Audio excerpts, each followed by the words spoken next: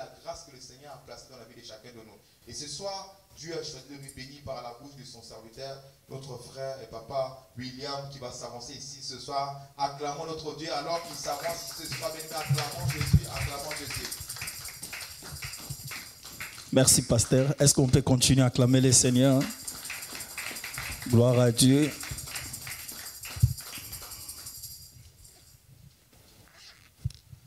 Est-ce que tu peux dire avec moi merci Jésus? Est-ce que tu peux dire merci Saint-Esprit? Dis avec moi merci Jésus encore. Dis avec moi merci Saint-Esprit. Est-ce qu'on peut acclamer la présence du Saint-Esprit? Gloire au Seigneur. Il y a l'esprit des prières dans ce lieu. Amen. Je sens tellement la présence du Saint-Esprit. Merci Saint-Esprit. Il fait comme il veut. Amen. Ce n'est pas à nous de lui dire ce qu'il va faire, mais il fait comme il veut. La Bible dit, le jour-là, quand il est descendu là où étaient les apôtres, il est écrit, il distribue à chacun d'eux selon ce qu'il veut. Amen. Ce n'est pas selon que les disciples ont demandé, mais selon ce que lui veut. Quand il descend au milieu de nous, il distribue la grâce comme il veut. C'est à nous de profiter de ce temps que lui il est au milieu de nous. Est-ce qu'on peut baisser nos têtes encore dans la prière pour lui laisser encore la place? Laisser encore la place. Si tu n'as pas eu le temps dans la journée de communiquer avec lui, voici le moment que tu peux communiquer encore avec le Saint-Esprit. Car il est là pour nous bénir. Car il est là pour restaurer des vies. Car il est là pour changer. Car il est là pour dire un mot dans nos vies. Merci Saint-Esprit. Prends encore place. Glorifie Jésus au milieu de nous. Glorifie Jésus. Glorifie Jésus. Glorifie Jésus. Nous te prions. Nous ne voulons pas être seuls, mais nous voulons, de la même manière qu'on a commencé avec toi, nous voulons cheminer avec toi et finir avec toi. Et nous voulons même te porter jusqu'à nos demeures ce soir. Car ta présence est tellement forte dans ce lieu. Nous te disons merci Saint-Esprit. Il est écrit, il glorifiera Jésus. Glorifie Jésus encore une fois de plus dans nos vies. Parle à ton peuple. Il est écrit, poussé par le Saint-Esprit, que les hommes ont parlé de ta part. Parle-nous, Saint-Esprit, nous te disons merci. Prends place, Seigneur. Je rends toute pensée captive à l'obéissance de Christ en ce lieu. Je chasse la distraction, je chasse l'envoûtement. Je chasse, Seigneur, tout ce que l'ennemi avait préparé pour encore troubler une vie ce soir dans le nom de Jésus. Je détruis les œuvres de l'ennemi. Je détruis encore les œuvres de l'ennemi dans le nom de Jésus. Dans la vie d'une personne en ce lieu.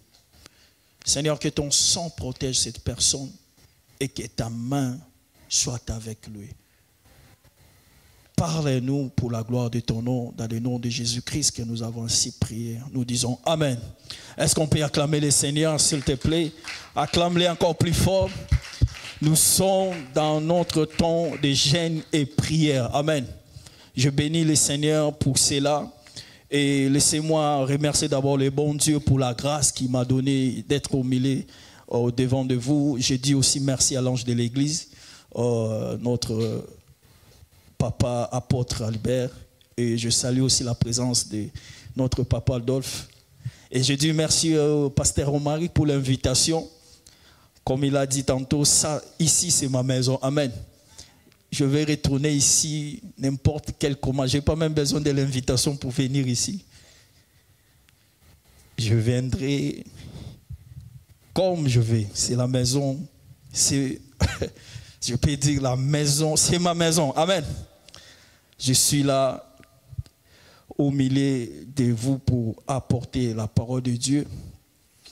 Nous sommes en jeûne et prière, bien-aimés, et nous connaissons notre thème de ce temps de prière. Le thème est intitulé « Seigneur, dis seulement un mot ». Amen. Seigneur, dis seulement un mot. Seigneur, dis seulement un mot. Pendant ces 21 jours, quelqu'un a besoin que le Seigneur puisse dire un mot dans sa vie. Amen. Et je viens pour te dire la bonne nouvelle que tu finiras pas ces temps de prière. Le Seigneur dira un mot pour ta vie. Amen. Si tu crois ça, tu peux me dire encore Amen. Je dis à une personne que tu finiras pas ces 21 jours. Le Seigneur dira un mot pour ta vie. Gloire au Seigneur. Seigneur, dis seulement un mot. On a besoin qu'il parle parce que quand il parle, il dit seulement un mot. Et quand le Seigneur dit un mot, tout s'arrête. Quand le Seigneur dit un mot, il y a des changements de vie. Quand le Seigneur dit un mot, il y a la restauration. Quand il dit un mot, les choses s'arrêtent. Quand il dit un mot, peu importe que l'ennemi avait préparé ou avait planifié pour ta vie, mais quand le Seigneur vient apparaître pour dire un mot pour ta vie, il arrête même les œuvres de l'ennemi pour ta vie. Amen. Quand il dit un mot, c'est pour changer ta vie. Bien-aimé, quand il dit un mot, ce n'est pas pour dire, il a dit dans Isaïe que mes paroles ne sortent pas. Il ne retourne pas moi sans avoir laissé des traces ou faire des effets. Donc, c'est-à-dire, quand il dit un mot, lorsque la parole sort, c'est pour faire quelque chose dans la vie d'une personne. Amen. Alors, mon sous-thème de ce soir est intitulé « L'intercession apporte la stabilité ». L'intercession apporte la stabilité. On est toujours avec Seigneur, dis seulement un mot. Et même passage, juste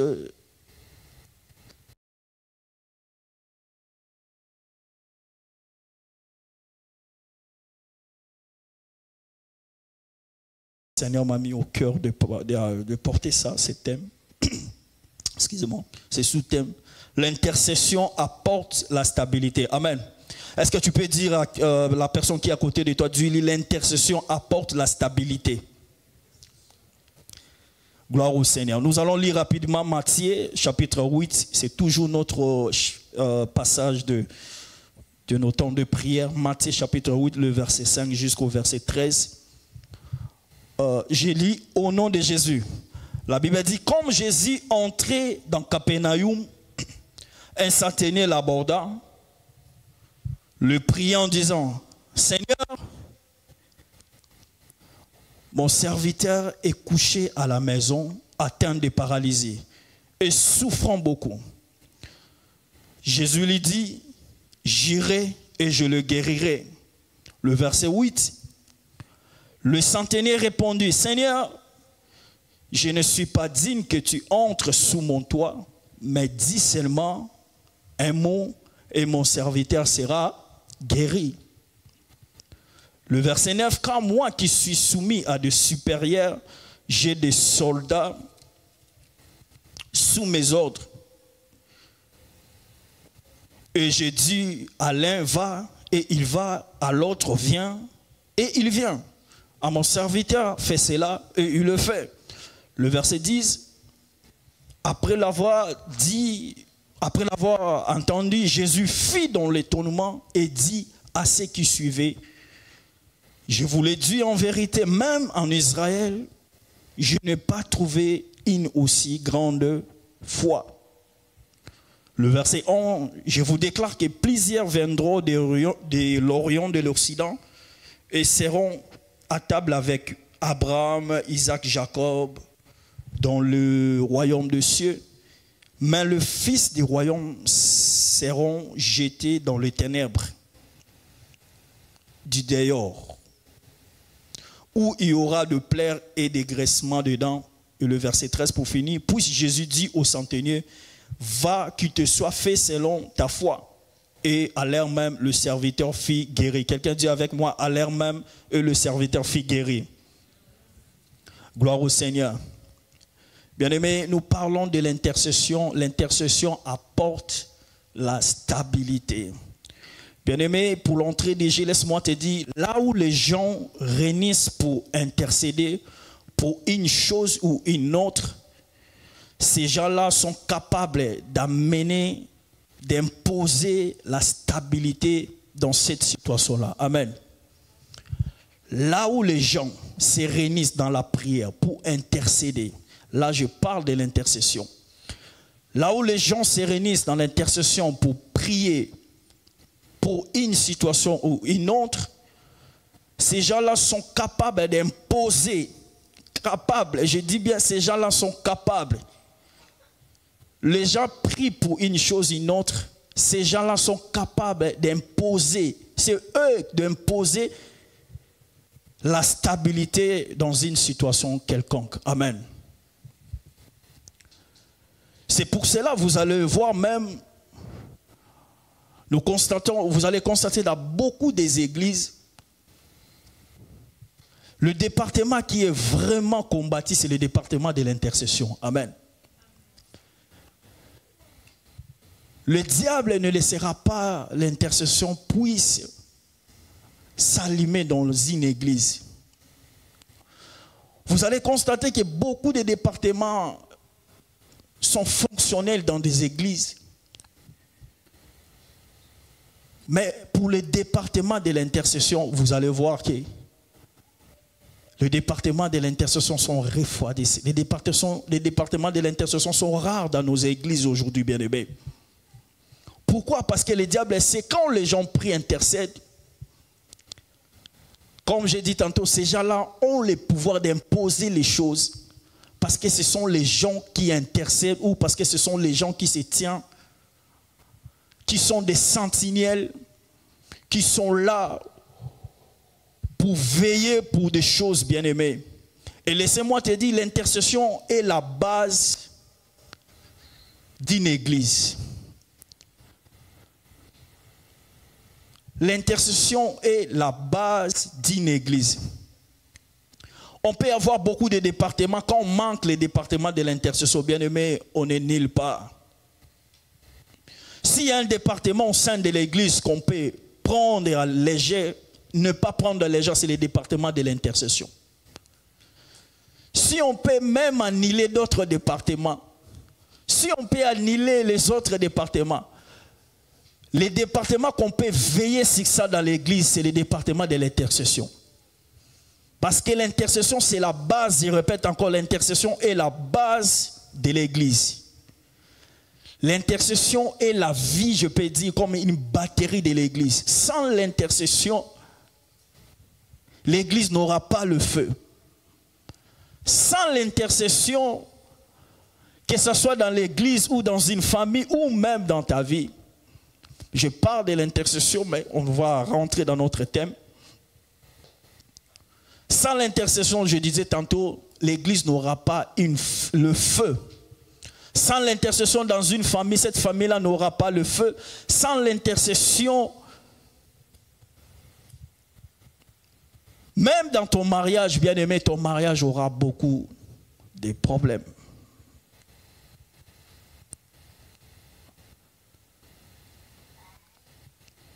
Car celui qui intercède est capable de sauver des vies. Celui qui intercède est capable de restaurer des vies. Celui qui intercède est capable de voir le mal de loin. Parce qu'on l'appelle un sentinelle. Il se tient à l'entrée de la porte. Quand les autres sont à l'intérieur, sont en train de dormir, lui il est là. Il regarde de loin qui est en train de venir. Mais si on n'a pas personne pour mettre devant la porte, quand le mal va venir, il va nous s'y prendre. Parce qu'il n'y avait pas quelqu'un devant la porte. L'intercession est la base de toute chose.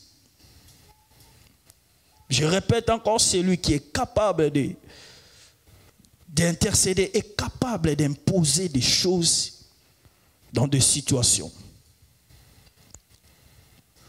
Quand c'était en 2018-19, j'ai entendu un témoignage d'une servante de Dieu.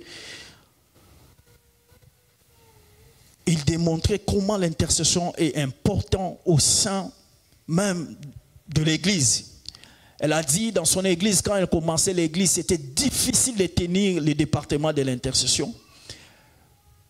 Ces témoignages m'avaient tellement bouleversé et je les garde dans mon cœur. Partout où je marche, je garde dans mon cœur. Elle a dit qu'elle avait difficile de tenir le département de l'intercession dans son église. Et quand il a pris la résolution lui-même de prendre les choses en main, il commençait à prier. Il a réuni les gens pour commencer à faire l'intercession. Vous savez, la prière, ce n'est pas facile. Le diable combat, je répète encore, le département de la prière. Ils ne veulent pas que les gens puissent prier. Ces servantes a dit, quand il commençait à prier, il a réuni les gens, il commençait à prier. Et après ça, les gens commencent à se relâcher encore. Ils commencent à donner des... J'ai quelque chose à faire, des choses, je n'arrive plus. Les gens commencent à quitter encore le département. D'un moment donné, elle s'est retrouvée seule. Et la servante de Dieu, elle est en train de témoigner que pendant qu'elle s'est retrouvée seule, elle sentait dans son cœur qu'elle ne peut pas laisser. Elle doit toujours continuer. Elle était seule, mais elle venait prier, faire intercéder pour les autres. Pendant qu'elle venait intercéder, pas pour lui, mais intercéder pour l'église. Elle était seule, priait dans le temps de l'intercession. Personne ne la voyait. Elle priait, après ça, elle partait. Elle venait encore le jour, le lendemain, programme. Elle s'est retrouvée seule, c'est pas grave. Elle est là, elle crie à Dieu, elle prie. À un moment donné, vous savez, même les gens, lorsque les gens, je peux dire, quand les gens ont tendance de relâcher un peu ou de laisser le département, ils sont juste déplacés ou quittés un peu, mais en même temps, ils sont en train de regarder de loin qu'est-ce qui va se passer ou qu'est-ce qui se passe là-bas. Elle pensait que la servante de Dieu aussi va lâcher, mais la servante de Dieu était là toujours prier. À un moment donné, ils se sont dit non, cette femme, malgré, elle est restée seule, mais elle est toujours là, Et pendant qu'elle priait pour les autres, elle continuait à prier. Dieu commençait à envoyer une personne. L'autre rendez-vous, elle s'est retrouvée avec une personne dans le département de l'intercession. Prier. Quand ils sont finis, ils sont partis.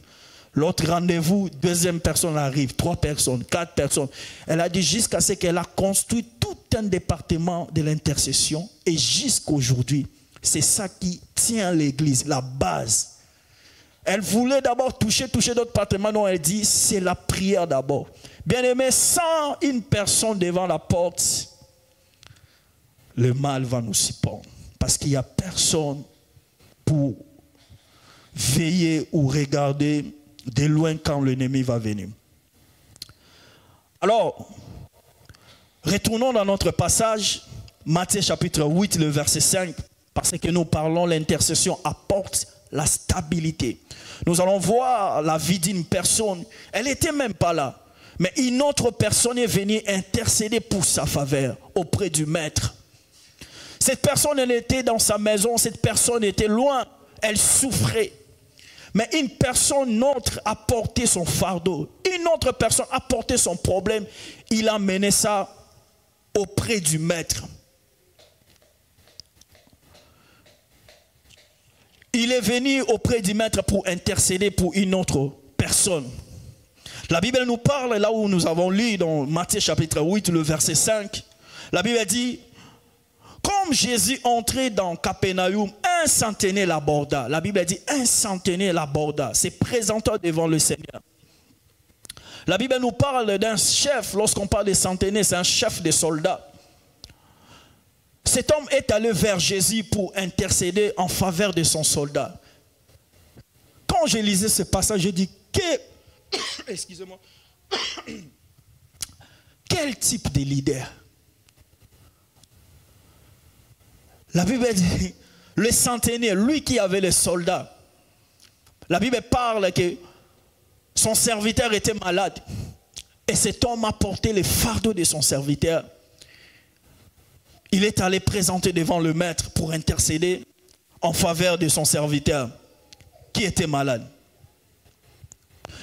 Quand je lisais vraiment ces passages, j'étais vraiment ému de compassion et j'aimais surtout l'action de cet homme. La Bible dit, il aborda devant le Seigneur pour intercéder pour son serviteur qui était souffrant. Il aborda. Dans d'autres versions, la version Parole vivante dit, il supplia le Seigneur. La parole de vie, cette version-là, il dit, il venait devant le Seigneur pour implorer l'aide du Seigneur en faveur de son serviteur. Il était venu devant le Seigneur pour intercéder en faveur de son serviteur. Je parlerai cinq choses à connaître dans cet verset que nous venons de lire. 5 choses à connaître pour une intercession efficace. Je vais parler de 5 choses à connaître dans une intercession efficace. Si on veut être des bons ou des bons intercesseurs ou intercesseuses, je vais parler de 5 choses à retenir où ça va nous faire des bons intercesseurs. Comment intercéder pour que la faveur de Dieu descende? Amen. Est-ce qu'on est là? Le maître, le chef des soldats est venu intercéder pour son serviteur qui était malade. Il est venu implorer la faveur de Dieu pour le serviteur. Ces passages nous enseignent 5 choses pour l'intercession, pour une intercession efficace. La première des choses que ces passages nous enseignent, il nous enseigne qu'un intercesseur est celui qui se présente d'abord devant Dieu.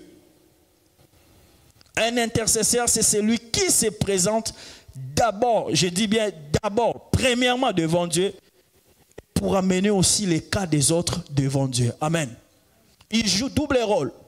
La première des choses, il se présente d'abord devant Dieu. Il est celui qui vient régulièrement dans la présence de Dieu. Il est celui qui se présente régulièrement devant Dieu. Souvenez-vous de Moïse, il était un homme de Dieu, mais un intercesseur pour le peuple. Il se présenta régulièrement devant Dieu.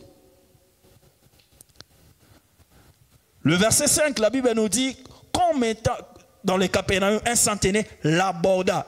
Donc, la première action, c'est d'abord se présenter devant Dieu.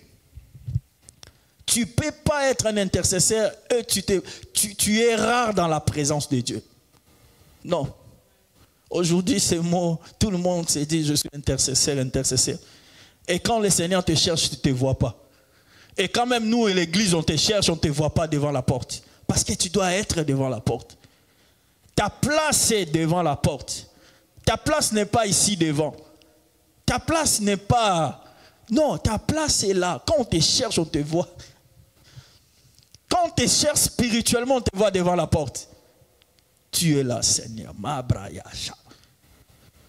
Il se présenta d'abord devant le Seigneur. La première des choses, tu dois d'abord se présenter devant le Seigneur et apporter les cas des autres devant le Seigneur. Si tu ne te présentes pas, comment tu vas apporter les cas des autres?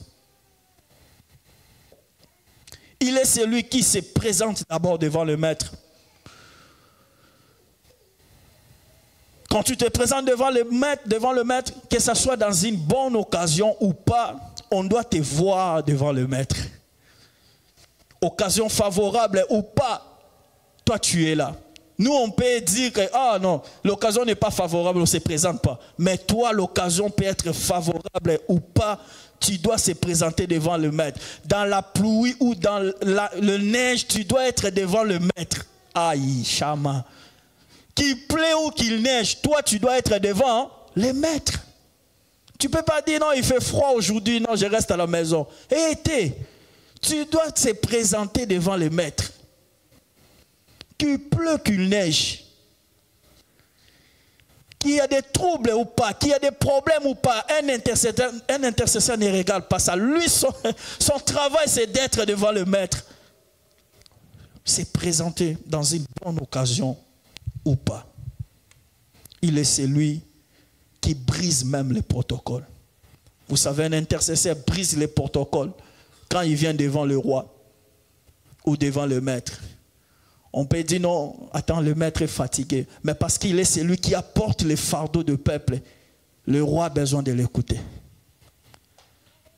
Un intercesseur brise les protocoles. Quand il se met à genoux pour prier, il est déjà dans le ciel. Les anges peuvent dire non, attends, le maître est occupé. Non. Lui, quand il voit, il est laissé passer. Parce qu'il apporte le fardeau du peuple. S'il y a quelque chose, comment le maître va savoir que les peuples sont en train de souffrir? Où sont les intercesseurs d'aujourd'hui? Le maître cherche les intercesseurs, il ne trouve pas. La Bible dit qu'il est en train de chercher qui peut se tenir devant la brèche. Il ne voit personne. Nous tous, on veut être des autres choses. Le maître nous appelle d'être d'abord des intercesseurs. Amen. Il est celui qui brise le protocole pour se rendre devant le roi. La deuxième des choses que cette parole nous enseigne, c'est du passage. La deuxième des choses, il nous enseigne, un intercesseur, il doit avoir la compassion et l'amour pour les autres. Un intercesseur, quand on t'appelle un intercesseur, tu dois avoir d'abord l'amour et la compassion. Bien aimé, si tu es un intercesseur et que l'amour n'est pas en toi, arrête d'abord, va demander l'amour. Va prier que Dieu puisse te remplir de l'amour. Parce qu'il est celui qui prend les problèmes des autres. Ils ne veulent pas voir les autres dans la souffrance. Ils ne veulent pas voir des troubles autour de lui. Un intercesseur, c'est celui qui veut la paix tous les jours et à chaque moment. Écoutez le verset 6.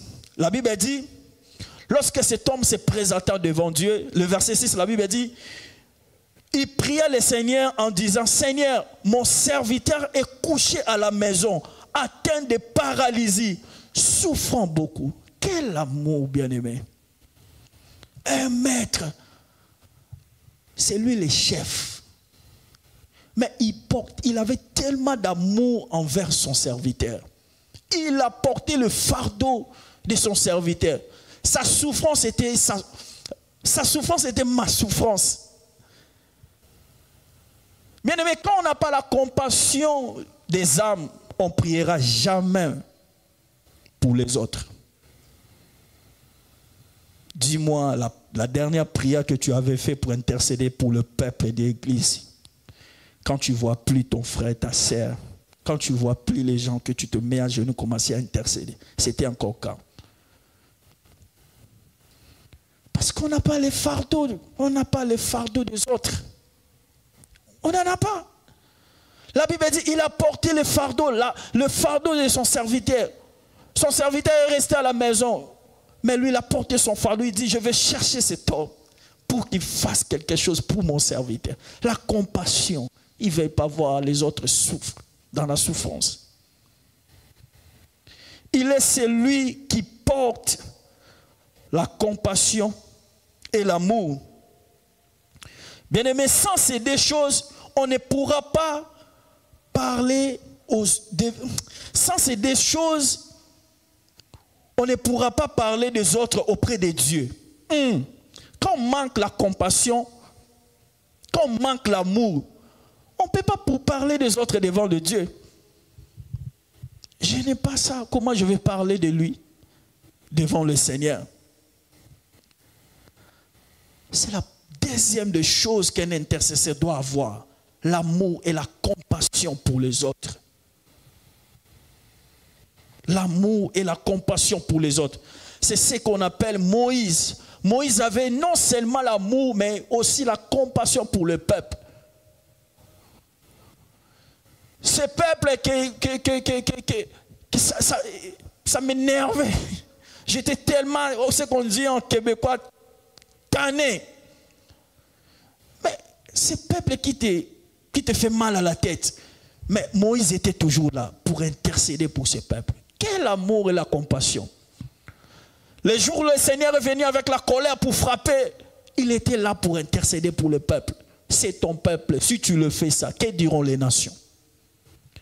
Seigneur, je prie dans cette église, donne-nous des gens qui ont cette cœur afin d'intercéder pour les autres. Seigneur, je prie encore, donne-nous des gens qui vont avoir l'amour et la compassion pour intercéder pour les autres. Qui ne regarde pas gauche à droite, mais qui est là, présent devant le Seigneur pour intercéder. Il apporta le cas de son serviteur devant le maître. Bien aimé, sans ces deux choses, on ne peut pas parler des autres devant le Seigneur. On ne peut pas. Seigneur, donne-nous des ennemis, ma brossée. Des ennemis. Malgré il est là, dans une autre vie, il est en train de manger, de servir le roi. Mais il a entendu que les murs de Jérusalem sont tombés. Il avait la compassion. Il sentait en lui quelque chose qui ne va pas. Mais quand on ne sent pas ça, c'est qu'il y a un problème. Quand on ne sent pas quelque chose pour les autres, c'est qu'il y a un problème. C'est qu'il y a un problème. Ne trouve pas ça, c'est normal. Non.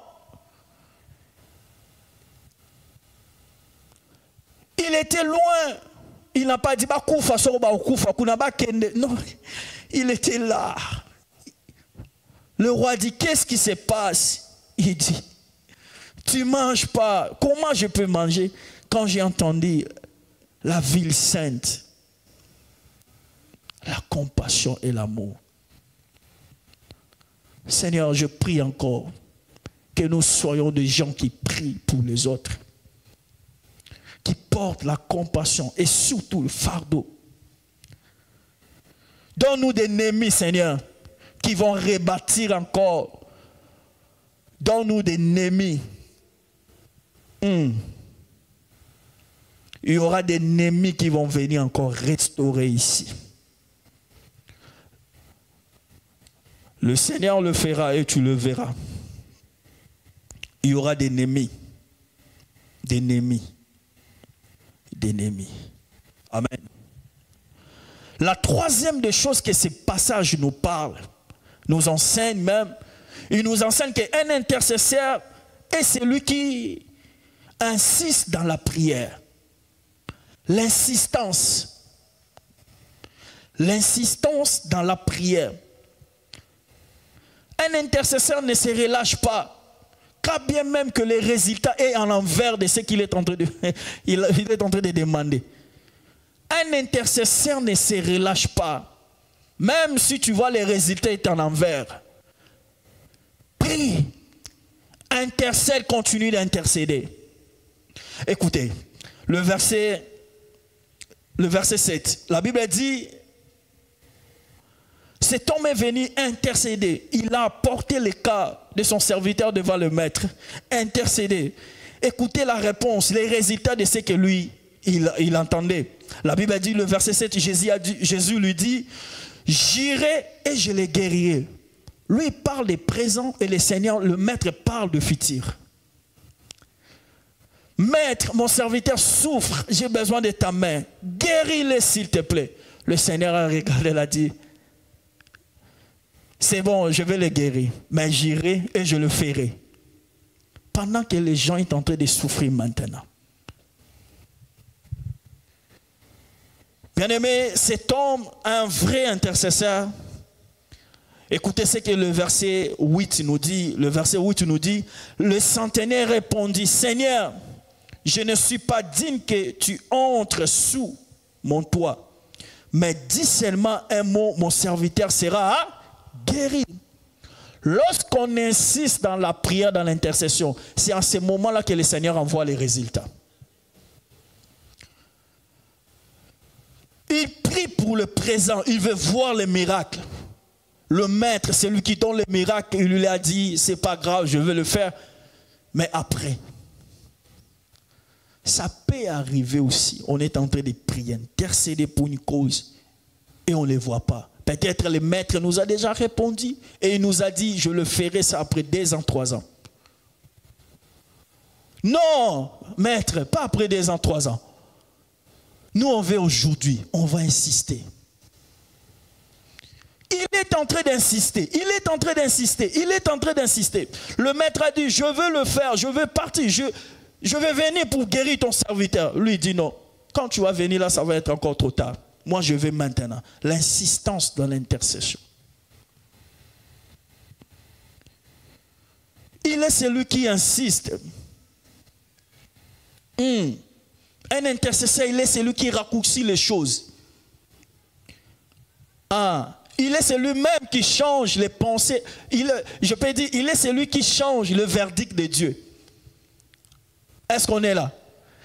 Je dis, un intercesseur est celui qui change le verdict de Dieu. Quand Dieu a dit que je vais frapper, lui il se présente pour implorer la main du Seigneur. Et le Seigneur change d'avis. Ce sont des intercesseurs. La Bible dit, ce peuple de Ninive, lorsqu'ils ont entendu que le Seigneur va frapper leur ville, la Bible dit, tout le monde s'est mis à l'intercéder. Ils ont changé le pensée de Dieu. Tu intercèdes, tu vas changer beaucoup de choses dans la vie des gens. Celui qui intercède est capable de raccourcir les choses. J'intercède pour une personne, même si on l'avait déclaré qu'il va se marier après 10 ans, je peux prier pour lui, j'ai raccourci son mariage dans 2 ans. Tu ne m'as pas entendu. Un intercesseur est celui qui raccourcit. La 4e et avant-dernière, pour terminer, la 4e des choses qui nous enseigne dans ces merveilleux passages. Ce passage nous enseigne de l'humilité aussi. L'humilité. L'humilité. Bien-aimé, un intercesseur doit avoir l'humilité. Le passage nous enseigne l'humilité. La 4e des choses pour une intercession efficace. L'humilité. Non seulement l'humilité d'apparence, mais aussi, surtout, celui du cœur. Tu peux nous donner l'apparence comme si tu es humble, mais c'est ton cœur qui va parler. La Bible dit, c'est le Seigneur qui sonde le cœur et les pensées. Tu peux nous tromper, nous les hommes, mais tu ne peux pas tromper le Seigneur. L'humilité, non seulement d'apparence, mais aussi du cœur. Écoutez, le verset 9, c'est que la Bible nous dit. La Bible dit, après avoir insisté pour le cas de son serviteur qui était malade, écoutez l'humilité de cet homme. La Bible dit dans le verset 9, il dit à Jésus, car moi qui suis soumis à des supérieurs, il dit, moi je suis soumis à des supérieurs, mais j'ai aussi des soldats à mes ordres. Il dit, j'ai des soldats sous mes ordres, et j'ai dit à l'un, va et il va. À l'autre, viens et il vient. À mon serviteur, fais cela et il fait. L'humilité d'un intercesseur. Je n'ai pas compris. J'ai dit, cet homme avec tout ce qu'il avait comme grade fonction, pourquoi n'avait pas envoyé juste son serviteur pour dire à Jésus, notre maître nous a envoyé si tu peux guérir son serviteur là-bas. Mais bien aimé, cet homme n'a pas regardé ni ses grades, ni ses fonctions pour intercéder pour une personne. Il s'est baissé. Un intercesseur, celui qui s'appelle un intercesseur, même quand il est un PDG, s'il s'agit pour intercéder pour un peuple, il met ses grades, ses fonctions à part. Il se baisse, il dort même par terre. Même pour intercéder pour une personne qui n'est pas même grade que lui ou fonction que lui. Aujourd'hui, on commence à regarder nos fonctions pour venir à l'intercession. Non, ça c'est pas pour moi, moi je suis comme ça. Ça c'est pour les... Cet homme n'a pas regardé ses fonctions, il n'a pas regardé ses grades. Il s'est baissé même devant le maître. Il a dit à Jésus, j'ai des soldats, moi, sous mes ordres. J'ai des soldats sous mes ordres. Bien-aimé, un intercesseur doit être humble devant Dieu premièrement et devant soi-même. Tu dois être humble devant Dieu et devant soi-même. Un intercesseur doit être humble. Le centenaire n'a pas regardé ses titres ou ses fonctions, mais pour qu'il s'agisse d'une intercession, il s'est baissé, même dormi par terre, pour aller supplier le maître pour le cas de son serviteur. Son humilité était même remarquable devant le maître. La Bible dit sonde le cœur. C'est lui qui sonde le cœur. Il regarde si on est humble, si on est en train de prier pour de vrai. Quand il s'agit d'intercéder pour l'église, bien-aimé, il va regarder si c'est vraiment tu le fais dans le bon cœur ou tu le fais parce que tout le monde est en train de prier. Est-ce que tu pries vraiment pour de vrai? Quand tu vois, on dit on prie pour l'église, tu regardes gauche à droite, tu commences même à faire écouler des larmes de yeux. Tu dis Seigneur, ce n'était pas comme ça, qu'est-ce qui se passe? Ou on est en train de prier juste pour prier? Est-ce qu'on a vraiment ces fardeaux-là de prier vraiment? Même quand tu pries dans ta maison, tu prends les cas de l'église, tu dis Seigneur, fais quelque chose. Fais quelque chose. Tu dis au Seigneur avec larmes dans les yeux. Ou on est là juste parce qu'on veut qu'on soit comme ça. Cette situation ne restera pas comme ça dans le nom de Jésus. Amen. Ça ne restera pas comme ça. Le Seigneur est élevé, le Seigneur a envoyé ses paroles. Il veut restaurer les intercesseurs d'abord. Les intercesseurs d'abord. J'ai prié quand je méditais ces passages et surtout quand le Seigneur puisque je crie, le Saint-Esprit est en train de parler. Le message est venu parce que d'abord, la restauration va commencer d'abord avec les intercesseurs qui vont élever pour intercéder. C'est par là, c'est le point de contact de toute chose, de tout départ. Le départ doit commencer avec ces gens qui vont intercéder, qui vont être là devant le Seigneur.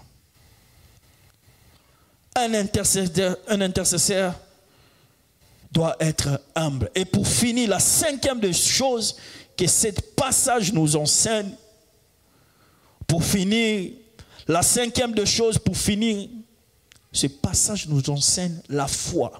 Amen. Dis avec moi la foi. Dis avec moi plus fort la foi. Ce passage nous enseigne la foi. Après avoir passé toutes ces étapes, être celui qui se présente devant le maître, être celui qui apporte le fardeau, la compassion et l'amour pour les autres, être celui qui insiste dans la prière malgré qu'il voit les résultats en envers, et être celui qui est humble, qui plonge par terre, qui dort par terre, qui prie, il est en train de priver la nourriture et son lit pour intercéder. Toutes ces choses-là, ce qui accompagne toutes ces choses, c'est la foi. Parce qu'un intercesseur croit que ce que je suis en train de faire, il y a un Dieu qui est en train d'écouter. Il est en train de croire, j'ai la confiance à Dieu, le Dieu que je viens ici, je suis en train de dormir par terre, le Dieu que je suis en train d'implorer, il est celui qui écoute la prière. Un intercesseur doit avoir la foi. Bien-aimé, le verset 10, la Bible dit, après avoir entendu, Jésus fit dans l'étonnement et dit, à ceux qui suivaient, il dit, je vous l'ai dit, en vérité, même en Israël, je n'ai pas trouvé une aussi grande foi. Oh, quelle foi! Si le maître a remarqué sa foi, toutes ces actions qu'il a fait, c'est la foi qui l'accompagnait. Le maître a remarqué sa foi, il dit, quelle foi! Bien-aimé, la foi doit être comme un carburant dans la vie d'un intercesseur. Je répète encore, la foi doit être comme un carburant dans la vie d'un intercesseur. Donc, sans le carburant, ta voiture ne peut pas bouger. Sans la foi, ta prière ne partira nulle part, bien-aimé. Ta prière doit être accompagnée avec la foi. La foi et la prière, ça marche ensemble, bien-aimé. Ta foi doit être comme un carburant dans la vie d'un intercesseur et la prière comme une batterie. Deux choses dans la vie d'un intercesseur. Saisis-le. La foi et la prière. La foi comme carburant, la prière comme une batterie. Donc sans la prière, ta voiture ne peut... Sans la batterie, tu ne peux pas allumer ta voiture. Un intercesseur. La foi, bien-aimé.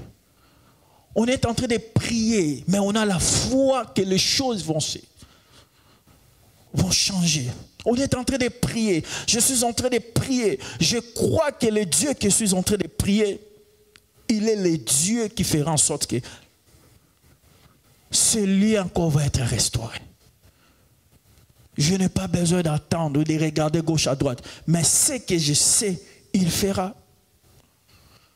Tous ces intercesseurs que la Bible est en train de nous parler, même Néhémie, bien aimé, quand il avait la foi qu'il avait encore reconstruit les murs. C'est la foi. C'est la foi. La restauration. La foi. Mais pour qu'on puisse voir ça, bien aimé, on doit poser des actions. Parce que la foi marche lorsqu'on pose des actions. La foi se présente quand on pose des actions de foi. On commence à poser des actions, de bâtir quelque chose. Bien aimé, il faut commencer d'abord à faire quelque chose. Fais une action. L'action va nous montrer que cette femme ou cet homme a la foi. Quand on reste dans une seule place, quand tu restes mobile, même si tu nous dis que tu as la foi, personne ne croira à toi. Qu'est-ce qui prouve que tu as la foi? Aucune action. On doit faire l'action comme cet homme. Il avait la foi, mais il a fait l'action. D'abord de venir se présenter vers Jésus. Est-ce que je parle avec quelqu'un ici? Fais quelque chose qui prouvera que tu as la foi. L'apôtre Jacques a dit, la foi sans action, c'est une foi morte. Si on veut voir la restauration, si on veut encore voir la main de Dieu encore et encore, la parole est qu'on doit faire des actions de foi. Baptisons-nous quelque chose. Élevons-nous, créons-nous un groupe d'intercesseurs, même 2, 3. Commençons d'abord ça. Faisons une action. Ça prouve la foi, bien-aimé. La foi, je répète encore, doit accompagner avec des actions de foi. Arrêtons de nous dire on a la foi sans action. Sans action. La foi, je peux dire à quelqu'un, ma brosse, la foi n'habite pas comme le Saint-Esprit habite à nous. Mais la foi se montre à nous lorsqu'on pose des actions de la foi. Est-ce qu'on est en train de comprendre? Si tu veux que les gens puissent voir la foi qui est en toi, commence à poser des actions de foi. Ah, c'est comme ça que le Seigneur, cette action a tellement plu au Seigneur, le Seigneur a tellement crié. Je n'ai jamais vu une telle sorte de foi. Est-ce qu'on peut s'élever dans la prière? Est-ce qu'on peut se mettre debout? Est-ce qu'on peut se mettre debout? Bien-aimés, nous voulons prier. Nous voulons prier, nous voulons prier. Même la prière est une action de foi. Ne dis pas que j'ai la foi, tu restes immobile, non. Même la prière, c'est une action de foi. Parce que tu es en train de croire que le Seigneur va faire quelque chose dans la prière. Qu'est-ce que tu veux que le Seigneur puisse dire dans ta vie? Qu'est-ce que tu veux? Ce soir, la prière de ce soir, nous allons dans 2 volets. Premier volet, nous allons prier, intercéder pour nos vies, pour nos familles. Et la deuxième des prières, nous allons intercéder pour l'église. Ma bro, je ne sais pas. Je ne sais pas comment sentir en toi déjà l'envie d'intercéder. Regarde, qu'est-ce qui ne marche pas? Je t'ai amené ces paroles, voyons comment ces centenaires a apporté l'intercession devant le Seigneur. Ce fardeau qu'il avait de son serviteur. Qu'est-ce qui ne marche pas d'abord dans ta vie, dans ta famille? Juste 2 volets de prière. Premièrement, nous allons prier pour nos vies, pour nos familles. Intercéder. Tu es en train d'intercéder pour ta vie. Intercéder pour ta famille, pour tes enfants. Tu es en train d'intercéder pour ton mariage, pour ta maison. Intercède de tout ton cœur. Regarde ce qui ne marche pas même dans ta famille. Tu dis, Seigneur, ici ça ne marche pas. Qu'est-ce qui ne va pas? J'intercède. Je suis celui qui impose la paix. Je viens poser la paix là où les choses se montrent en envers dans ma vie, dans ma famille. Est-ce que tu peux lever ta voix, commencer à prier? Est-ce que tu peux prier le Seigneur?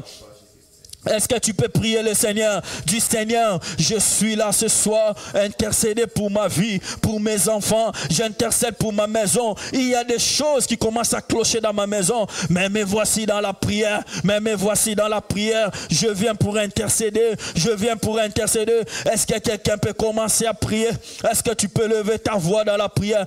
Intercède, implore le Seigneur. Dis, Seigneur, ce soir ne passe pas comme ça. Dis un mot, Seigneur. Dis un mot, Seigneur. Dis un mot. Je veux que cette situation change. Dis un mot. Le serviteur se sentait à insister dans la prière. Est-ce que tu peux insister dans ton prière? Est-ce que tu peux continuer encore à prier? Insiste dans ta prière. Insiste. Dis, Seigneur. Je viens encore. J'insiste. Dis un mot. Ma brosse manderea, ma le brosse kemaya, ma labra mande brosse kaya. Dis un mot dans nos familles, dis un mot dans nos vies, dis un mot dans nos maisons, dis un mot, Seigneur, nous avons besoin de toi. Dis un mot et mon serviteur sera guéri. Dis un mot, mon serviteur sera guéri. Cet homme est là pour intercéder pour son serviteur. Dis un mot, mon Jésus, ma braya bachea. Dis un mot, Seigneur, les choses vont changer dans ma maison. Dis un mot, Seigneur. Dis un mot, oh Dieu, mon travail sera restauré. Dis un mot, la vie de mes enfants sera restaurée. Dis un mot, oh Dieu de gloire. Dis un mot, la maladie va quitter ma maison. Dis un mot, la maladie va quitter mon frère. La maladie va quitter mon cousin. La maladie va quitter ma mère. La maladie va quitter mon père. Dis un mot, nous voulons voir ta main. Nous sommes dans la souffrance, mais nous crions à toi. Tu es celui qui restaure. Tu es celui qui restaure. Tu es celui qui restaure. Priez le Seigneur bien-aimé. Priez le Seigneur. Dis-lui, Seigneur, j'insiste encore. Dis un mot, Seigneur. Dis un mot, Seigneur. Nous sommes là, Seigneur. Nous cherchons la main du Seigneur. Nous cherchons la faveur de Dieu. Nous cherchons la main de Dieu. Nous cherchons la faveur de Dieu. Ibrakama brose abadara. Ibroke manana masa pareya. Ibrose padaya masa. Ibrose padaya masa. Ibrose kaya mandere bro. Ibrose kamana. Priez le Seigneur. Dis, Seigneur, un mot. Juste une parole. Nous voulons écouter. Je veux écouter ta parole. Dis un mot, Seigneur. Là où les hommes ne peuvent pas dire, là où le mot des hommes ne peut rien faire, mais le mot du Seigneur va faire quelque chose, va transformer, va restaurer. Dis un mot pour ma famille. Dis un mot, Seigneur. Ibrose mande praya. Priez. Dis, Seigneur, dis un mot.